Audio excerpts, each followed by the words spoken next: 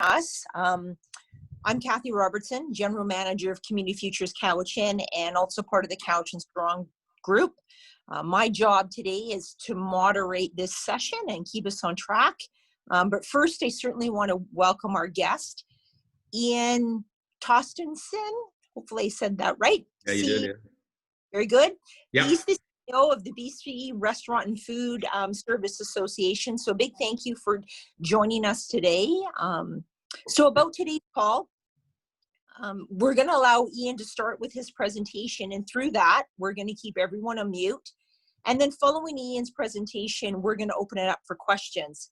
Now, questions are handled via the chat room. So we ask everybody as they come to you, please just enter them in and we will be moderating them. And then myself will be bringing them forward once Ian completes. And hopefully we'll have about 30 minutes at the end of his presentation to do that. This session is recorded, so it's going to be available in about 24 hours on the Cowichan Strong website.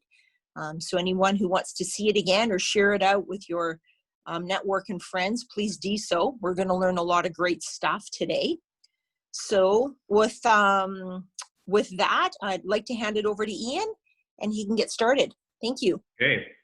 So I'm just going to find where I went with you guys here. I lost you. I was just opening up a document here. There we are. Okay. Well, thank you, Kathy and Mayor Al. It's a pleasure to meet you. And what I thought I'd do today is just kind of get everybody familiar with, I don't want to get into the weeds, the technical side of the stuff we did. I think you might find it interesting what we did, how we approach this, what we see the current situation is, and where we think the whole industry is going and what's needed. But I just go back to before this happened in March. Certainly in January, there was an inclination that something was amiss. We started to hear that Richmond restaurants and primarily Asian restaurants were starting to close at the end of January, and leading up to Chinese New Year. And that seemed to be, in our minds, was a cultural thing that was going on because of what was going on in China. And not one person that we talked to in industry thought for a minute that that was going to hit us and hit our economy and cause the devastation that has caused so quickly. I mean, we really didn't think. Someone said to me, a year ago when they were doing business planning in their, it was a corporate group of restaurants, and no one brought up the fact that, have you guys ever thought about maybe there's going to be a worldwide pandemic that's going to shut the world down, shut restaurants down, create millions of people unemployed, billions of dollars in government spending, create chaos? Someone would go, okay, let's move on here. This is like, okay, let's stop being so silly. That's exactly where we are today. And going into the pandemic, we were, as an industry, so 15,000 restaurants in British Columbia. There's 190,000 people employed in the industry. The industry generates about $14 billion in sales, and it's the third largest private sector employer in the province. Half of the 190,000 people that work in industry are between the ages of 15 and 24. So that whole entry for people to work in a restaurant as a first-time job and part-time jobs and going to school jobs, and even families that want flexibility and moms that want to work a little bit while their kids are at school, that's a really important part of this economy that got closed. So before we closed though, there was a number of things. I think Mayor Al might find this interesting, but most restaurants are struggling anyways against, primarily high taxes, high rents, increased food costs, increased labor costs, employer health taxes, increase in carbon taxes, increase in federal employment taxes. And someone coined this as death by a thousand cuts, and that's exactly what it was. It's so much regulation. And so we are going to see, I predict, about a 30%, up to say a 30% retraction in industry. So we could lose 4,500 businesses in the province over this. When they closed, the margins in a restaurant are around 4% before tax. That's average, that's Stats Canada. And there's no staying power. So They were forced to close. They were by order of the provincial health officer, who's awesome. We love her, Dr. Henry. But they were left with inventory. I was talking to someone today about the number of draft beer that was just left in restaurants and went bad. So they had all that loss. They had the worry about their employees, and they had the worry about how they're going to pay any bills going through this next, at that point, we didn't know whether it's going to be 2 months or 2 years. Honestly, it was just that chaotic. The one thing that's really interesting about the hospitality industry, of all the calls that we got, and we were caught off guard by this a bit ourselves. Most people phoned, and the first question they asked was, "How do you recommend I take care of my employees?" And I sort of thought, how typical of that, of the hospitality industry, and probably for that matter, any business owner, really concerned about not how I'm going to pay my rent, or I'm going to go broke, or family fortune is gone, is employees. So the federal government did a great job on the CERB program, and that protected a lot of the working employees right off the bat. So that solved a big problem off the top. And then they came in with the wage subsidy program, and that helped a whole bunch of stuff. But in the meantime, what we tried to do as an organization was everybody had to pivot, right? We're going to talk about how restaurants have to pivot. We did a complete pivot from so the BCRFA, we have about 3,000 members, and we're not lobbyists. We work with government at all levels. We try to add value to industry. We try to be a resource for industry. We try to be the guiding light between industry and government, because there is so much government. We try to be innovative. We try to do programs that promote local, like the program we have called Eat, Drink Local, which is an annual program we do with the Ministry of Agriculture, which is a celebration of, celebration of all local.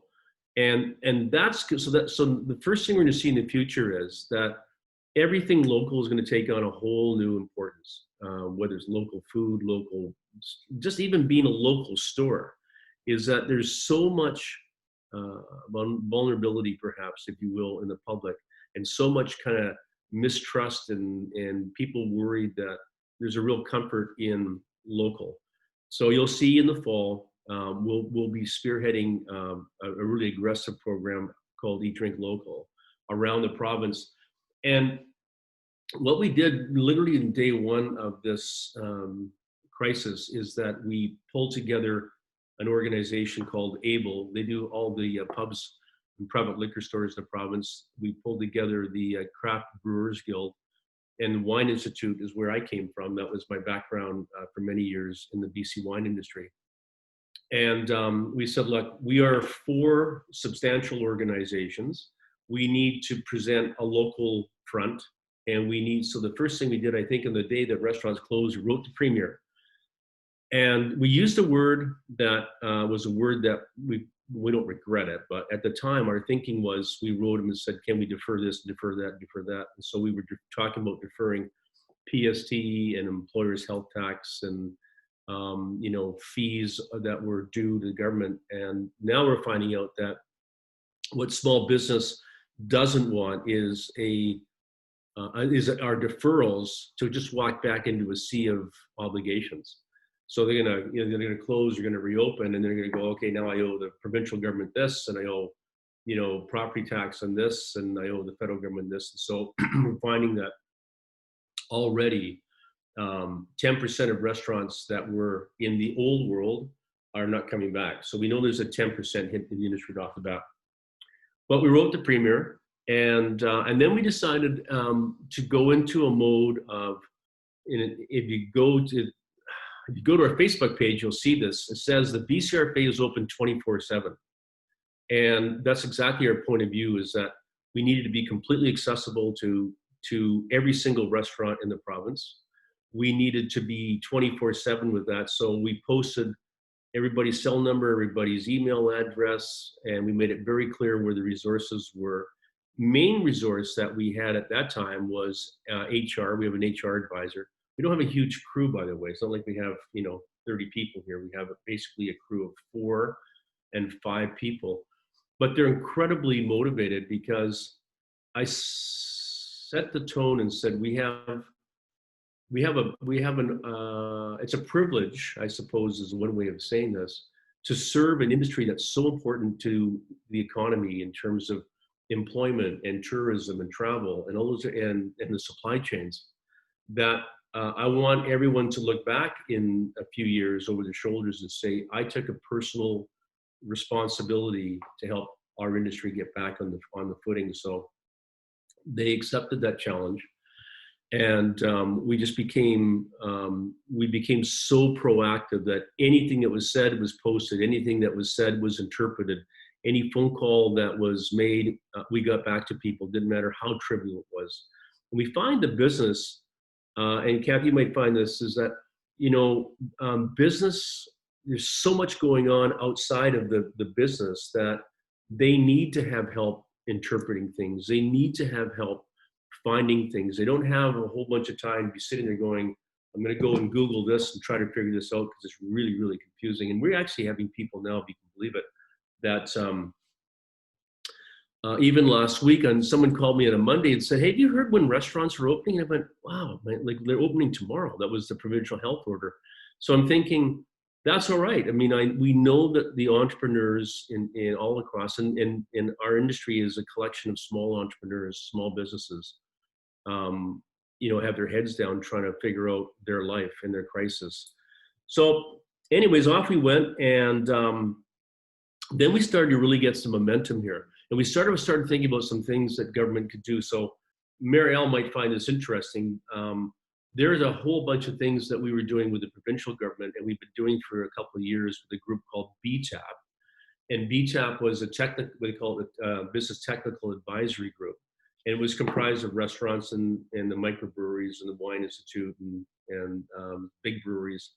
And we had developed, and you can go read this report, 25 recommendations for the provincial government to move ahead on liquor reform.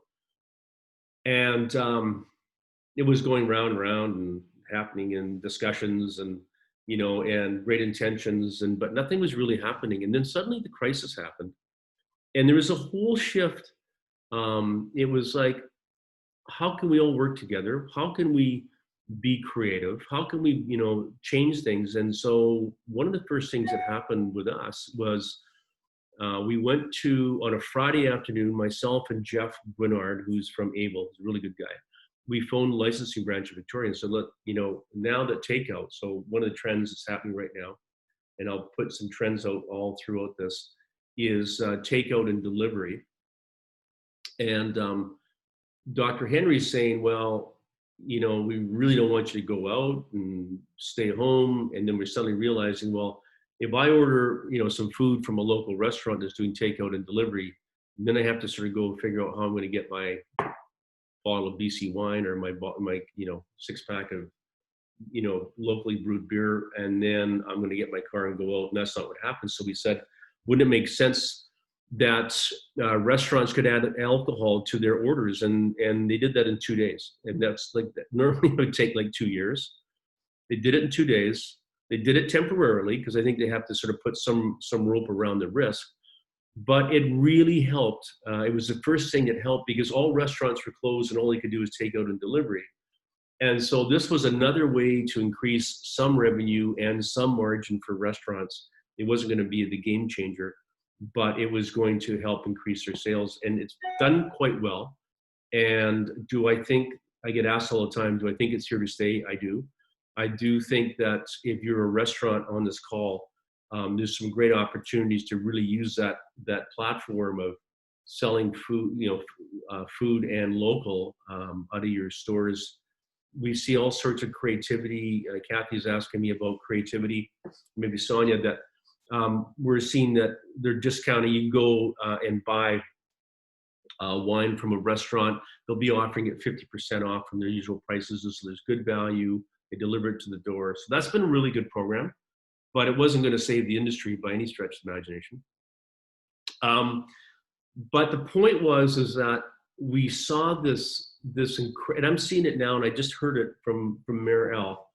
We're seeing it now as where government realizes that what's at stake here is really significant, is that if we don't restart these sectors and these economies and these people, we're going to have a major problem, and so will the cities and provinces when it comes to revenue. So as we said to the mayor in Vancouver, which Mayor Al is a bit of a challenge how they see things, but we said, we need you to stand up and be all about business and get business back in the city of Vancouver first and create the revenue first, and then we can take care of the other programs that he's interested in, which is orientation, is downtown east side and things like that. But I said we need to do everything we possibly can to shore up the economy here, because in the case of Vancouver, it's pretty much a service economy, and if we don't get this service industry back, and especially in light of the fact that hotels and cruise ships and stuff, that is gone for probably a year at least. But anyways, that happened. We then the federal government started doing their programs, and that happened. So if anybody hasn't done the 75% wage subsidy program, I totally encourage you to do that. It's a great program. It allowed a lot of restaurants to bring back staff and do things that and prepare for things. We got down this road a bit.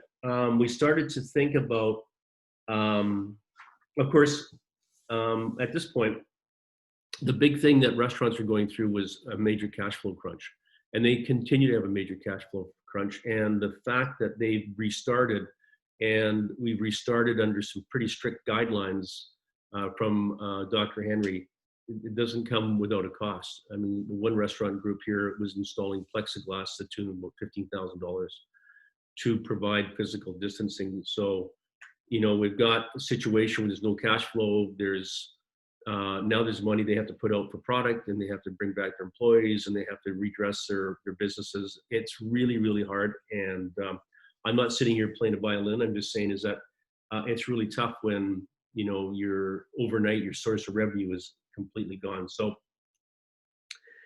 the interesting thing that happened here was that we had established dominance as a brand, and I say that because dominance in information. So we saw the need for information, interpreting information, and having information being there. And then we started to think about, at some point, who knew when, the industry and the economy has to come back. And so we started thinking about what that would look like, and we started to talk to some of the large restaurant groups in Canada. And of course, there's no best practices that existed practically in how to restart an industry that had been through a pandemic, because we'd never been through it before. So it was pretty sketchy in terms of what was out there. But we put together a document, and then on the Monday, about 5 weeks ago, we heard this from Dr. Henry. She said, I'd be really interested to hear on how the restaurant sector intends to reopen.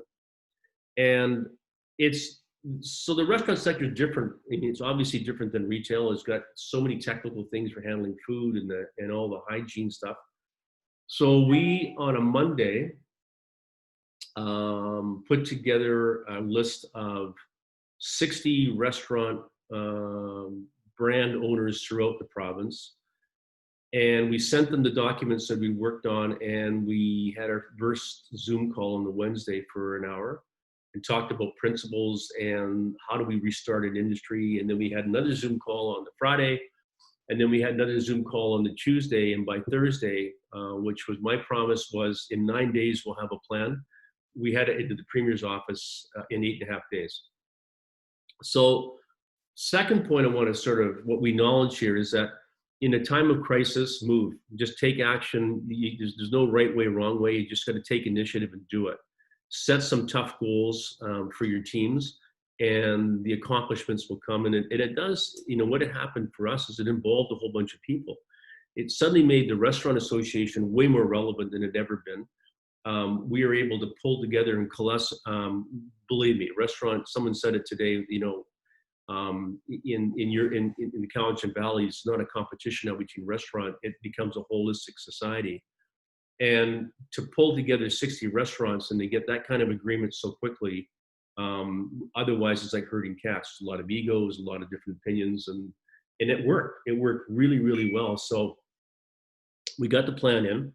And then I tell you this because we had a phone call, which was unusual. The phone call went like this. It was like, hi, Ian, it's John Horgan. And I almost said, yeah, and I'm, Mickey Mouse, like, seriously. And it was actually the premier. And we talked for, 10 minutes or so. He phoned to thank the industry for taking the proactive stance that it did. He phoned to demonstrate his knowledge of the industry and how important it was. He phoned to say that he was entirely behind whatever they needed to do to get the industry back. We talked about employment and all the different things. And he was truly grateful because, as he said, and I think again, for people on the call here, he said, we don't know how to restart restaurants. That's what you guys need to, you guys need that, and we'll listen to you. We'll follow your lead. And our plan became, so you can see that the plan that we put in, it's on our website at www.bcrfa.com.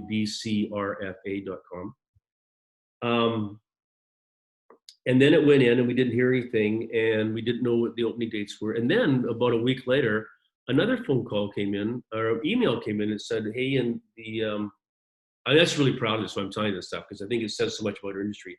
The Lieutenant Governor of BC wants to talk to you tomorrow at 1. I went, oh my God, it's like being called the principal's office. And so she phoned and I said, Your Honor, it's a real honor. And she said, my name is, calling by my first name, and Janet Austin.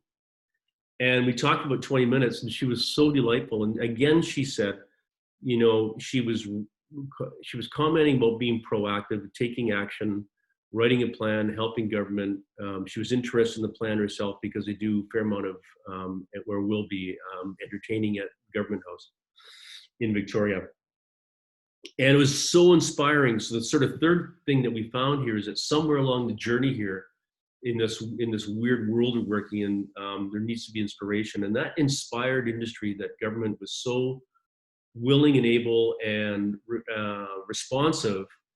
I think we really got some people thinking. I mean, the group of 60 restaurants, when we told them this, they were like, wow, this is awesome because they've got our backs. We're working with the communities and da-da-da-da. So it created a lot of forward momentum. And the plan that we wrote eventually got to WorkSafe, and the WorkSafe plan that has, which is the guidelines to reopen for restaurants. Well, there's actually a whole bunch of guidelines for all industries, so it's a good source.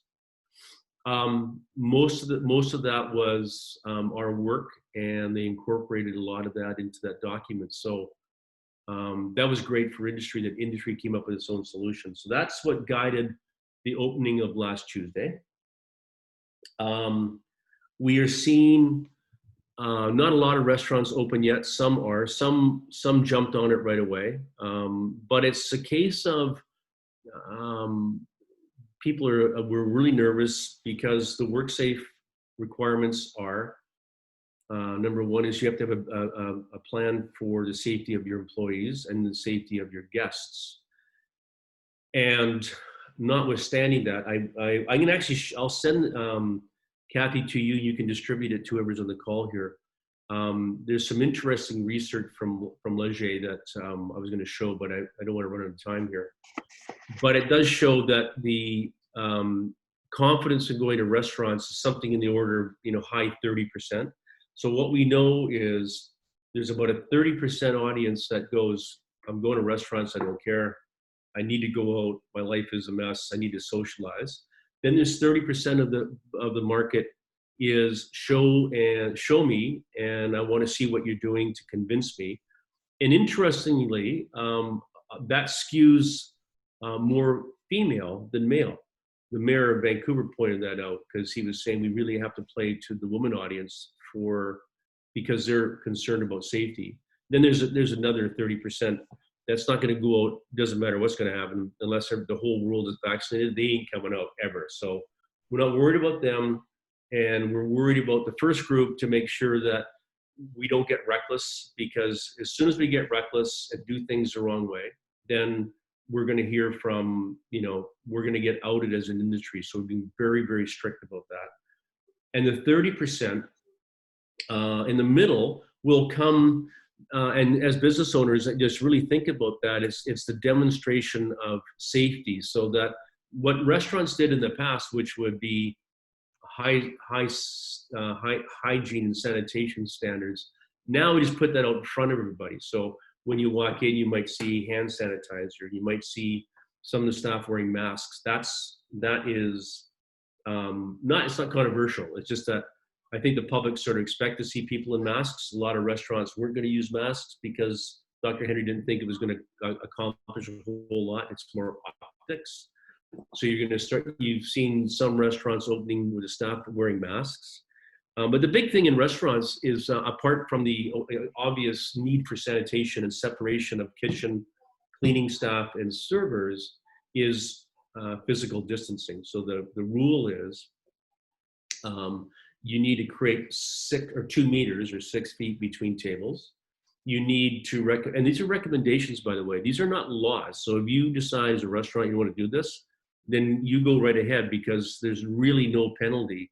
But the penalty that will come will be, you'll get outed socially, you'll get outed and be cast out of society, because there's such a sensitivity, obviously, to do these things the right way. For example, there's no parties greater than 6 at a table, and they like to keep one of the table area, or one of the areas for chairs at the table, so the food can be put down. So the server's going to bring the food and leave, and then the guests will distribute the food. Sitting in a bar will be 6 feet between bar tables. And so you're operating, well, what you are by guideline is you're operating at a 50% capacity. There's not a restaurant in the world that can operate at 50% capacity. It needs to be at 70 or 80%. So that really worried a lot of people, and a lot of people said, well, I'm not going to open, and my rent thing hasn't been straightened out because the federal government rent program is still a bit of a mess. It hasn't been that, it's in the hands of landlords. So we're trying to help get that change with our colleagues. But when we looked at the business model, what could be done here, so restaurants started to reconfigure. It's harder for smaller restaurants that can't, if they take 50% capacity and try to distance everybody out here, they probably can't do too much business.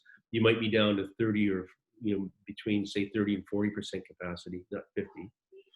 So we wrote a letter, the four of us, to every municipality and mayor and council, and said, would you consider, and this has been so awesome, would you consider being completely innovative and completely, not reckless, but I use that word in a fun way, is how can we take public space and how can we push out restaurants and fun onto the city streets and alleyways and parking lots and parking stalls, and on this side of the water there's not too much traffic, and so there's all this public space.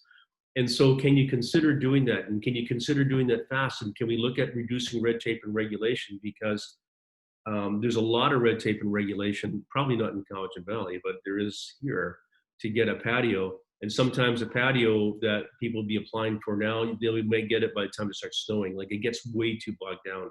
So we have had the most incredible responses from mayors and council. Yeah, absolutely. So we're like, I know that Cowichan Valley just passed this, and thank you, Mayor Al. And I know that the mayor of Kelowna, this is a competition now. They're going to shut down the main street in Kelowna, Bernard Avenue, and they're going to create public space and patios and literally push it out and go all through the city, and maybe use the city park and have maybe a lottery system where they can have restaurants going out in public spaces and tasting their foods. And now in Vancouver they're talking about, well, gee, maybe we can go drink in the park, and that's cool. But we did say, well, add to the economy. And so if you want to go have food and drink in a park, then at least it has to come from a local restaurant, so that at least there's economy to it, versus someone with a 12-pack of beer, which is a whole different transaction. So that's really coming. And we saw Port Coquitlam jumped on board, and Mayor West said, you know what, I'm going to do this, and we're going to pay for all the renovations for restaurants. Like, it's crazy. We're going to pay at our costs to do it. So we're going to see a lot of creativity. And the really good thing here is not just because it's a patio, it's because of Dr. Henry told us to go out and eat outside, and it's safer and it's more desirable. But it's also, and then number two is, we need to have some sociability and see people and feel the sun and do all the kind of stuff that we've been so longing. And then number three is, for that small restaurant that can't get capacity inside, that patio is going to make a big difference to get capacity outside. because they're going to have more space to spread it out. It does not increase capacity at this stage. It just deals with current capacity. But we believe on the capacity issue, we're under this order for at least 1 or 2 weeks, and then Dr. Henry's going to go, you know what, I'm going to stay there for a few, or we're going to increase it. But we're trying to, I think the industry's general point here is that no matter all this pain that it's feeling right now, they'd rather go slow to go fast. They don't want to screw it up. They don't want to misstep it. They don't want to have, we've had some incidences right now where people aren't doing it clearly, well, not intentionally, but they're just not paying attention to the orders. That's not cool, and they should close. But we're seeing the majority of people trying to do a really good job at whatever this is, because they've never done it before. So that's that. So now we've got a model of delivery for small business in your area. They can do takeout, they can do delivery, they can do in-store dining, in the odd time it rains over in the Cowichan Valley, right? And then now they have a patio. So they've got 3 things that they can use to manipulate the revenues in their business, and try to enhance it as they look forward to increasing capacity down the road. A lot of the fees on patios, by the way, were they said, you know what, we're not going to charge fees because, and I appreciate that, because there's no money, and I know there's no money at the city level either, but I really believe that if we get the economy going, that this money is going to flow and taxes are going to flow, and it's the only way we can really do it. So that's worked out really well. So I talked about this BTAP group, and this is kind of interesting too. I got to tell you, the provincial government, this provincial government has been right on the money, and the Attorney General, David Eby, who's in charge of liquor, he was the one that formed this BTAP group. And one of the things that on liquor reform that we were working on, and a lot of it, doesn't have anything to do with this conversation. It's more of distribution stuff. But the number one thing that was on that list, and this is a little bit confidential, but whatever, was wholesale pricing for restaurants. And so restaurants pay retail prices, same prices as we pay. When you go into a liquor store, that's the price they pay to bring in liquor or wine, beer, and spirits into the restaurant. And we said, wholesale pricing would help. Now, and that's in the old world. We talked about this. We said, in the old world, this would really help restaurants because their profitability was kind of marginal. Well, now we're in this world, and that takes on a whole new importance, if you will. So we got a call. We've been meeting with the government, and they said, what we're going to do, we're going to recommend we go right to wholesale pricing. And where it sits right now, we think it's going to the Treasury Board. We don't know those kind of things because those are sort of like quiet things that get done. But that's going to be a massive help to industry. In one case, a restaurant group that has 4 restaurants on this side of the water, it's about $150,000 pickup for them on margin. It's not going to bring, you're not going to see restaurant or booze prices going down in general. You're going to see them probably keep that margin to try to get them, help them alive. But the point here is that it's a significant issue in one way, is that if you look at the cost of doing this, we don't know how deep you're going to do the discount, but it could be a $50 million hit to the liquor distribution branches. And this is a bit confidential, if you don't mind, but to their income, net income. But they're making $1.2 billion. And if you look at the taxes that restaurant pay in terms of PST and the 15% liquor tax and stuff, the hundreds of millions of dollars that the industry raises every year, this actually pales in comparison. So that's going to be really helpful. So that's where we sit right now. I mean, it's starting to open. I know there's a bunch of questions here, and maybe we can do that. But I just, I wanted you to reach out to us for anything. You'll see on our website that there is, we've written little manuals on back of the house protocols, front of the house protocols, beverage service protocols. I think we're publishing one today about how to handle dishwasher washing, how to do physical distancing. So all the resources are there. They're simple. They're well put together. And if you need any information, just email me or the organization. We'll get right back to you to help you through this time. We see that. I mean, honestly, the sad side of this, I think it's going to be a long road for industry to come back. I see some significant issues around cash flow. I feel that we need to have the federal government step up on the rent program. If we could solve the rent program, which for those, you probably know this, but landlords are in control of it. And so if you're a business of less than $50,000 a month in a rent, you can apply for, or the landlord can apply. And so the landlord gets 25% from the provincial government, 25% from the federal government, 25% from the tenant. So he takes a haircut for 25 points. So there's a lot of property developers here told me is that they're happy to take 25, 25 or 75% on the dollar versus anything in an effort to try to keep these businesses moving forward. So we're trying to plead to the landlords in BC to do whatever they can. We're asking the federal government, they might want to consider a few changes on it, but I think if we can solve that, we're going to be a lot stronger, just in terms of business in general, not just restaurants, to be able to get through. I just don't think that we're going to see a lot of activity, probably well into the summer when we start seeing some people's confidence about going out again.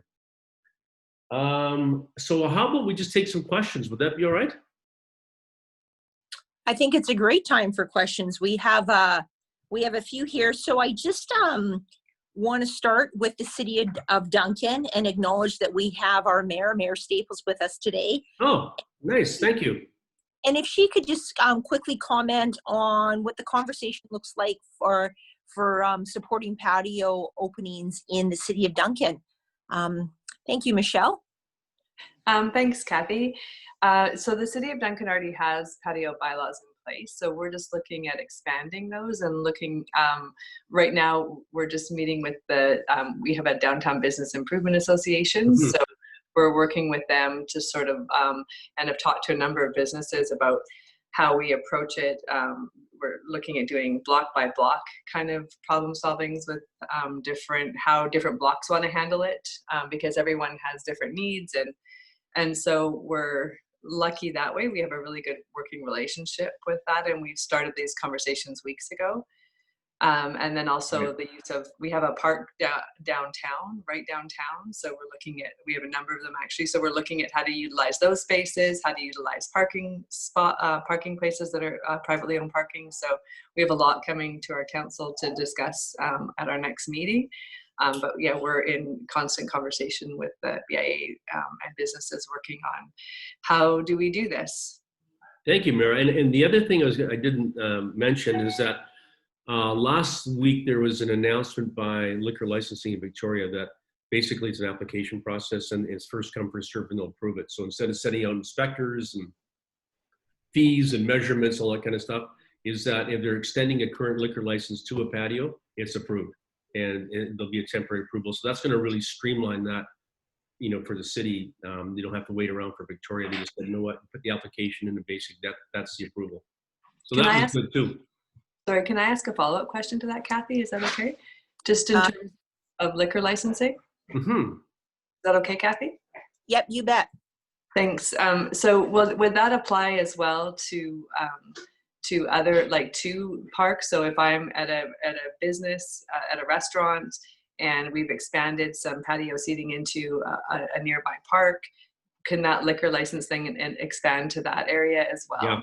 Yeah. Okay, it travels. It'll travel with the restaurant, and then the only thing it won't do is increase capacity. It'll use current capacity. Yeah, but for sure, yeah. And you know what? I pushed the limits a little bit too here. I could not, and we're doing it safely. And with common sense, no one's going to worry about it.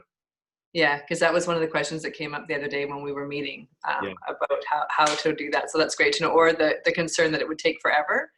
No, it's not going to take forever. But you know what? If anything ever gets into that bog, call us, because we'll use VTAP to push it. Because As we said to a lot of the mayors, this is a question of hours, not days or weeks.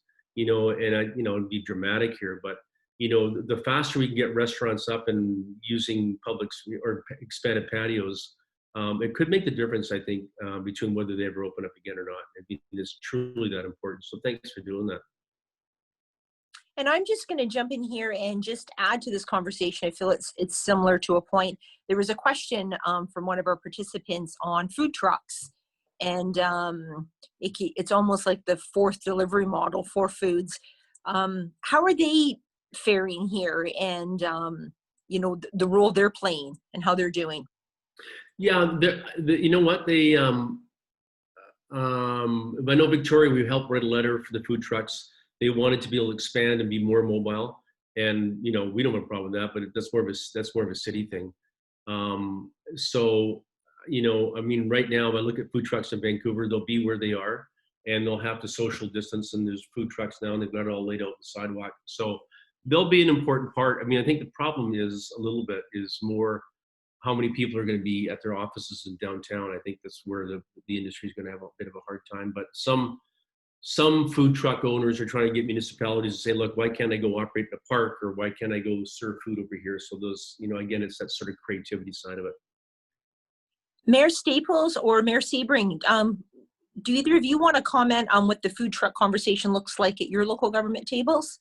Well, it's interesting from our perspective, because we just went through last year and a half ago, a whole food truck regulation piece, because the brick and mortar restaurants were concerned about the food trucks, didn't want them parked up front, because of the competition. So we've done some limiting there, and it hasn't really come up in our context. I would only say that in terms of the licensing for the patios, we passed a motion to direct staff to expedite whatever requests we get.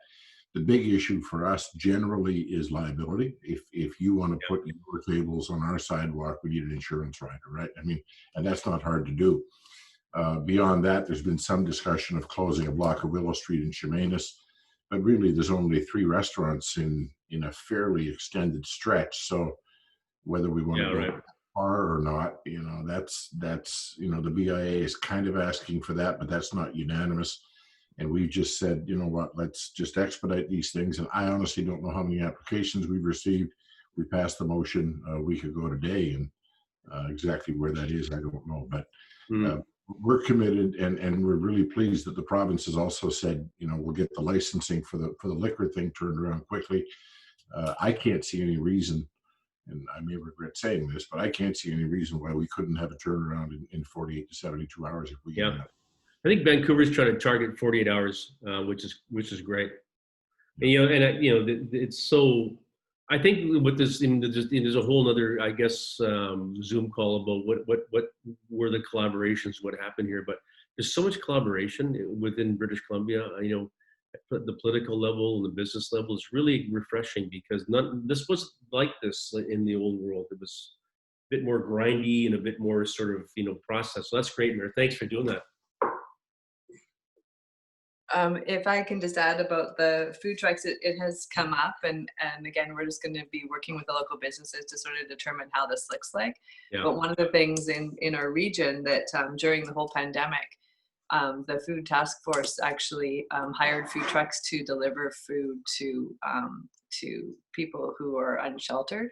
So they utilize, I believe, 6 different food truck operations to do that. So, and again, that was to try to sort of help and support businesses, and also some restaurants as well, for providing those services.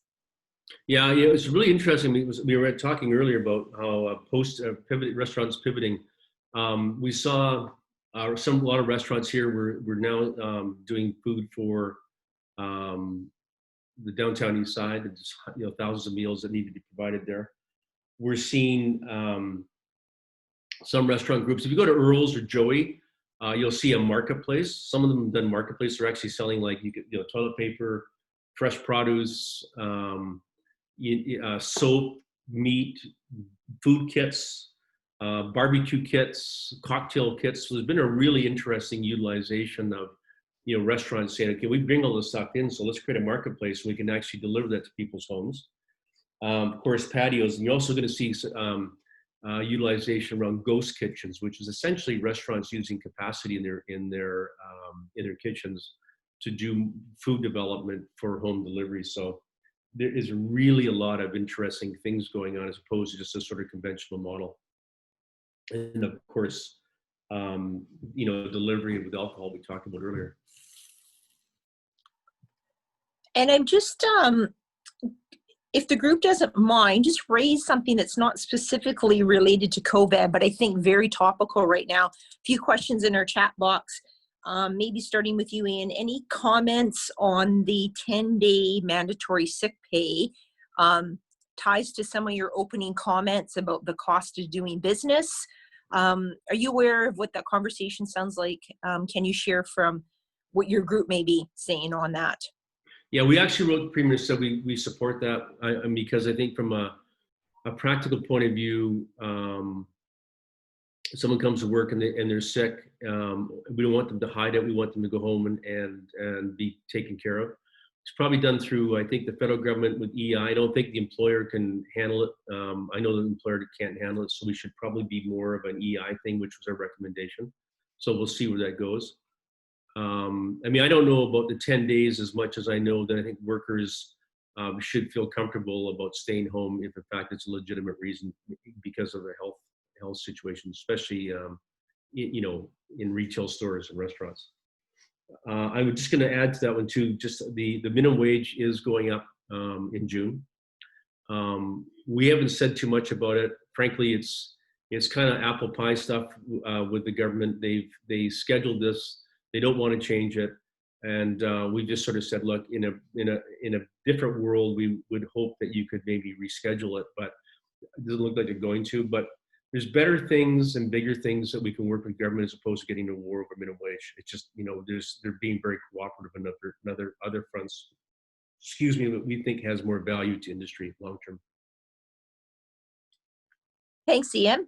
And just want to raise, I think someone presented them as ideas for consideration for everybody, but targeting groups of people who have different levels of comfort with how they want to go out and about in restaurants in these current times. It was posed that maybe early bird specials could be attractive to folks or just seniors only. Have you seen these ideas discussed or implemented by any other restaurants? Not so much yet, because not too many are open, so we don't know what the promotion. We've seen a lot of creativity online and delivery. But no, I don't think so. I don't think it's a price issue. I think it's more of a comfort issue. It's more from that first group is just going out and feeling good about what they see. It's not crazy. It's not like you're seeing people in hazmat suits here. You might see a few masks, whatever. It's that middle group where they're going to have the conference. So one of the things that we are going to do, we're waiting to see what the government comes back with, is a program where the restaurant would go on to our website, they would register. It'd be kind of like a Nexus Pass, where they would self-declare their responsibility and acknowledge their current and future responsibility. And out of that would come their policies regarding their staff safety and also their guest safety. And then we're going to send them out a package that has some floor signs and some things that'll help them, and some protocols and some things you can see on our website. That'll all be in a package. But the one thing we're going to have in there is a decal that we can put outside the business on the door, and it would imply that this business owner has gone the extra steps and it recognizes the sensitivity of being in a COVID environment. I don't know what to say here, but we want the general public to realize that the industry is taking this responsibility exceptionally, and that we're doing an exceptional job. And so that mark may become something that's going to help that market a little bit in the middle, Kathy, where people see it and they go, okay, they're going to great, extraordinary steps here to protect my safety. But I don't think it's so much about price. I don't think there's going to be a lot of restaurants wanting to lower prices and do specials because they just don't have the money. I think they want to provide good service and a good menu and a good experience versus too much trickery right now with respect to pricing. Okay, so jumping to the wage subsidy.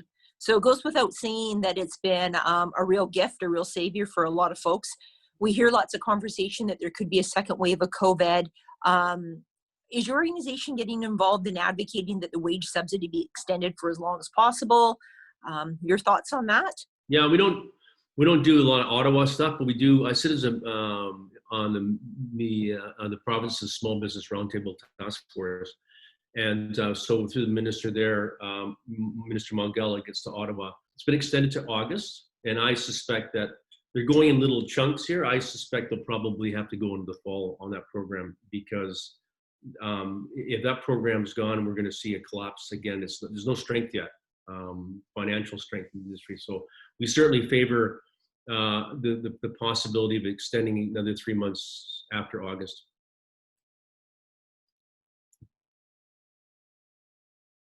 So another question somewhat related to federal programs, but what are you hearing from your membership or restaurants in general about the loans programs from the federal government, or even extended loans through their banks? It touches on cash flow. It is cash that they can access. What's the desire from the group to want to take on more debt, though we know some of it is forgivable through the federal programs? Yeah, I mean, I don't think anybody wants more debt, and Yeah. for sure. I mean, but I think the $40,000 program with the $10,000 forgivable loan on that was quite well received. And I think people sort of said, you know what, it's kind of free money, it's low interest, and I get $10,000 I don't have to pay back. So I think they found that quite attractive. I don't think it's enough, probably. We were looking at some interesting problems about. So what they did in the States in 2008 is the government went in. They bought. They guaranteed a lot of debt. So in our case, what debt is outstanding right now would be things like property taxes, would be rent, and would be foods or suppliers. And the idea was, but we haven't made too much progress on it, is you wrap that up, the government comes in, it buys that debt, takes it off everybody's balance sheet, and you as a business owner now have about 4 or 5 years to pay that back with some forgivable side of it. And it's not, and it's probably debts that you owed before this. But we're not going too far with that right now. But again, it just speaks on cash flow, because $40,000, when a business has been closed for 3 months, doesn't go very far. But it has been, and what we're seeing with the federal government, Kathy, is that they seem to be quite motivated to change their programs. That they see that, I mean, no one can have this economy crash. So they're going to have to continue to inject liquidity into the marketplace to make sure that businesses have enough time yet. And I think that we're going to see these programs extended. Okay, so we have a question. It's actually taken us back to an original topic. We're looking for clarification. If the creative solution is using parks and multiple restaurants want to maybe be involved, how does that work with liquor licensing or the permission of liquor? I think that's what the comment was. That's a good question, and I'm gonna have to come back to you on that. I would think that if you had a lottery and Joe's restaurant was going to be in the park for the day, had the space because they got the lottery, I would think that, and we'll check this and I'll come back to you, I would think that we probably can get the liquor license to travel temporarily with that situation. I don't know, but I'm going to find that out and I'll come back to you. Excellent, thank you. Oh, hi Barry, I recognize your voice there. Did you want to make an additional comment on that? Yeah, I think this is something that would be a benefit to kind of look into a bit greater detail around. Yeah, okay. Their use of parks amongst multiple restaurants, and they could, if it was that they did a takeout delivery and that they brought it to that park and they delivered alcohol there, is that permitted as long as the city then allows alcohol in that specific space, or would the restaurant need to extend their patio to that area? I know in Europe, there's, you can have a square with multiple restaurants all having patio space within that square, not necessarily next to their restaurant. Yeah. And maybe some spaces there's common use. So I think it would be good to find the right mechanism to do that. We've got a call with the province tomorrow. So I'll bring this up and we'll bring back some clarification. Thank you. Yeah, for sure. And then some curious participant is, can you comment on what your membership is like on Vancouver Island? How strong your association is for the island, Victoria, and then above Victoria? That's how we see ourselves. That's really strong. We have really strong, very strong in Victoria. Actually, Victoria has a branch, so they do a lot of stuff. We're doing we haven't been we have about 3,000 members, but that's out the door now, right? Because everybody's a member now, because how do you charge membership fees in this marketplace? But we do, we've done a lot of stuff in the Upper Island, and we did a lot of programming around Eat, Drink Local last year. And so there's always opportunity to be stronger, but we're strong throughout the whole province. It's just, I don't know how to answer the question. I don't know how many members we have, but we have a significant amount of members in Vancouver Island. Our membership, basically the membership would be Lower Mainland, Vancouver Island, and the Okanagan primarily.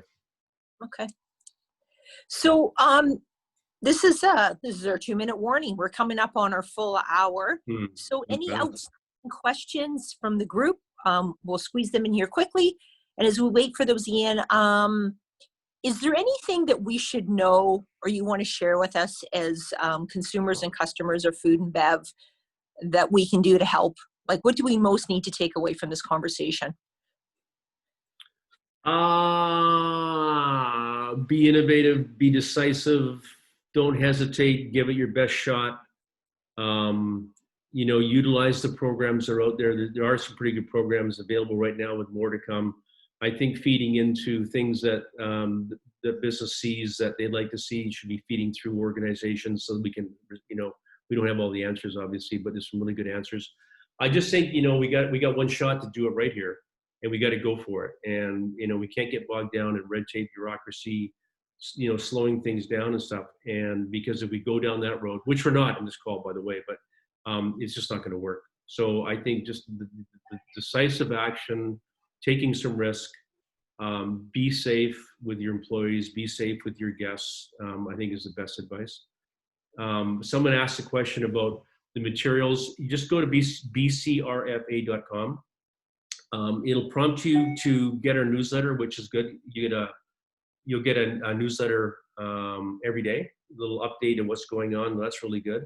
And our website is really good as well too. Resources, you can download them, you can print them, you can do whatever you need. And I guess most of all, Kathy, is that anybody feel to reach out to me directly to solve anything that you don't know, just come to us, because we do have tentacles in all this stuff and we can get answers pretty fast.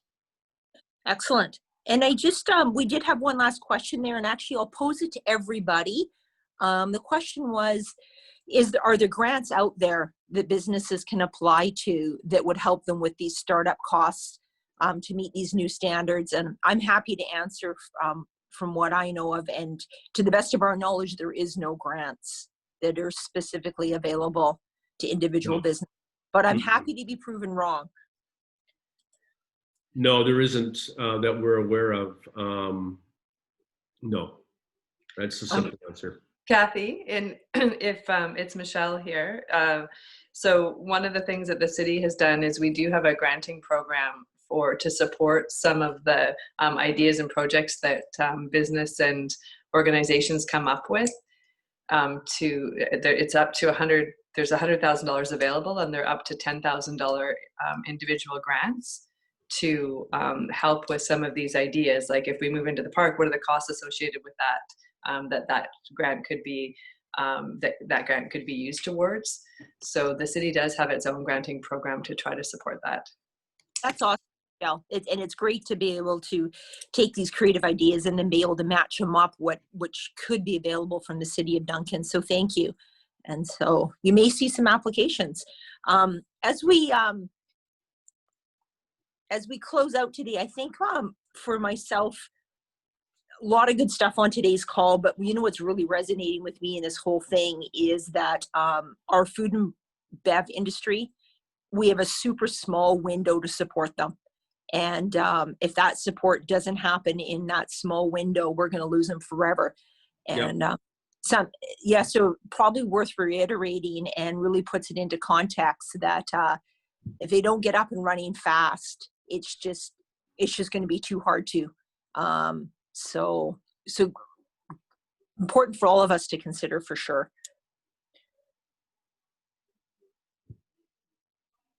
And